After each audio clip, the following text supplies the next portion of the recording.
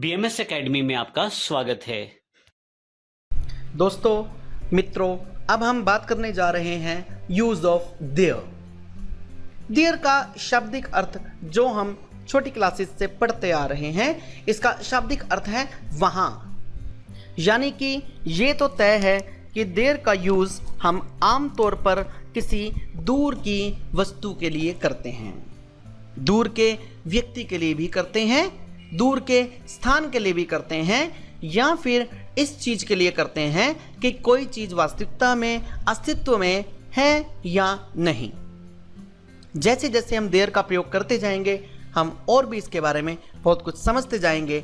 जैसा कि आप स्क्रीन पर देख पा रहे हैं कि किसी के अस्तित्व यानी कि किसी की एग्जिस्टेंस को जानने के लिए कि उसकी एग्जिस्टेंस है या नहीं, उसके लिए देयर का यूज करते हैं।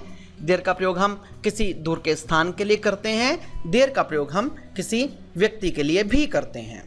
देयर का प्रयोग हम प्रेजेंट में भी और पास्ट में भी कर सकते हैं। अगर हम देयर का प्रयोग प्रेजेंट में करते हैं तो एक वचन होने पर देयर इज लगेगा और बहुवचन होने पर देयर आर लगेगा।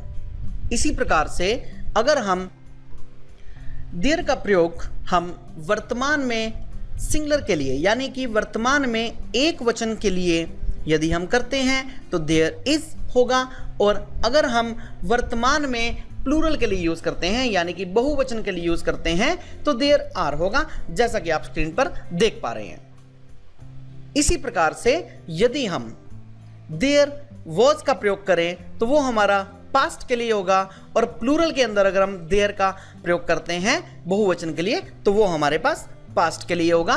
कुछ सेंटेंसेस हैं हमारे सामने, पहले इनको डिस्कस करेंगे। देयर हमारे डमी सब्जेक्ट के तौर पर यूज हुआ करता है, और इसका यूज जो है, इसका प्रयोग जो है वाक्य के आरंभ में किया जाता है। कैसे? वही हमारा character school going boy. School going boy कहता है there is a man in office, there is no signal in TV, there is only one house in street, there is big tree in our park, there are 7 days in a week like Monday, Tuesday, Wednesday, Thursday, Friday, Saturday and Sunday।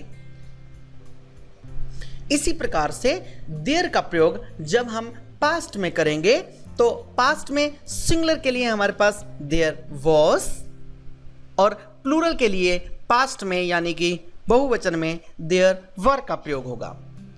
वही school going boy हमारा फिर पुनः कुछ examples को देता है by saying there was a man in office at 3 o'clock but now there is nobody in office, there was no signal in TV at 2 PM but now it has signals, there was a single house last year but now there are many houses, there was one big tree in our park last month but there are many trees now, there was a train for Delhi at 6 but now there is no train for Delhi, still there is a bus at 8 for Delhi।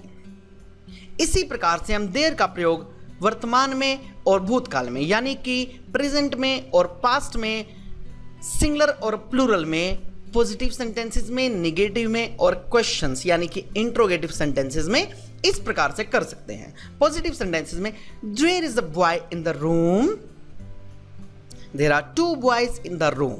जब हम singular को plural में convert करेंगे there का प्रयोग as it is रहेगा, यानी कि देयर वाक्य के शुरू में ही लगेगा, लेकिन देयर के तुरंत बाद लगने वाली हमारी हेल्पिंग वर्ब जो है वो सिंगुलर में इज के तौर पर रहेगी और प्लूरल में आर लग जाएगा। कैसे? दोबारा से देखेंगे। There is a boy in the room, there are 2 boys in the room, there is no boy in the room, there are no boys in the room, there isn't a boy in the room, यानी कि ये हम negative sense की बात कर रहे हैं। दोबारा से, there is no boy in the room, या फिर there isn't a boy in the room, या फिर there is no boy in the room. ये तीनों की तीनों हमारी नेगेटिव की फॉर्म से हम किसी भी प्रकार से वाक्य में प्रयोग कर सकते हैं। और जब हम इनको प्लूरल बनाएंगे तो there are no boys in the room, या फिर there are no boys in the room, same वही वाला एग्जाम्पल। क्वेश्चंस में is there a boy in the room, are there two boys in the room. इस प्रकार से हमने there का प्रयोग सीखा। देयर का प्रयोग सीखते समय केवल इस बात का ध्यान अपने माइंड में रखें कि वाक्य के आरंभ में देयर का प्रयोग, उसके तुरंत बाद helping verb is, are, was या were according to the sentence प्रयोग होगा।